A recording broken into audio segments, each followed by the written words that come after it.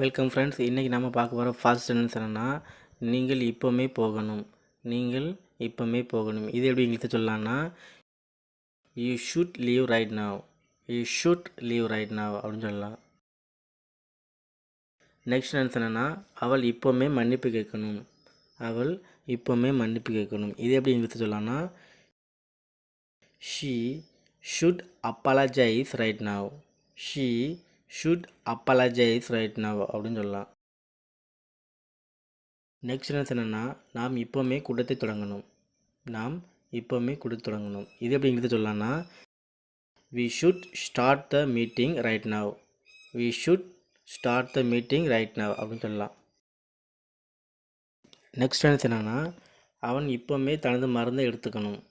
அவன் இப்போவுமே தனது மருந்தை எடுத்துக்கணும். இது எப்படி இங்கிலீஷில் சொல்லலாம்னா, he should take his medicine right now. He should take his medicine right now அப்படின்னு சொல்லலாம். நெக்ஸ்ட் சென்டென்ஸ் என்னென்னா, அவர்கள் இப்போவுமே வாதத்தை நிறுத்தணும்.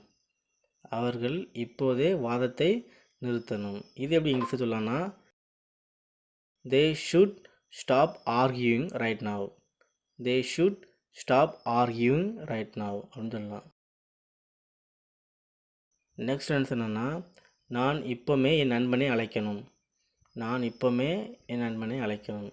இது எப்படி இங்கிலீஷில் சொல்லலாம்னா, I should call my friend right now.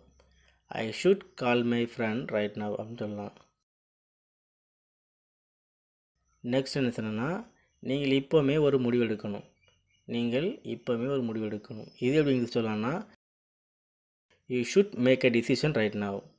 You should make a decision right now அப்படின்னு சொல்லலாம். நெக்ஸ்ட் சென்டென்ஸ் என்னென்னா, அவள் இப்போவுமே ஓய்வெடுக்கணும். அவள் இப்போவுமே ஓய்வெடுக்கணும். இது எப்படி இங்கிலீஷில் சொல்லலாம்னா, she should rest right now. She should rest right now அப்படின்னு சொல்லலாம். நெக்ஸ்ட் சென்டென்ஸ் என்னென்னா, நாம் இப்போவுமே அறிக்கையை சமர்ப்பிக்கணும். நாம் இப்போவுமே அறிக்கையை சமர்ப்பிக்கணும். இது எப்படி இங்கிலீஷில் சொல்லலாம்னா, we should submit the report right now. We should submit the report right now அப்படின்னு சொல்லலாம். லாஸ்ட் சென்டென்ஸ் என்னென்னா, அவன் இப்போவுமே எல்லாவற்றையும் விளக்கணும். அவன் இப்போவுமே எல்லாவற்றையும் விளக்கணும். இது எப்படி இங்கிலீஷில் சொல்லலாம்னா, he should explain everything right now. He should explain everything right now அப்படின்னு சொல்லலாம்.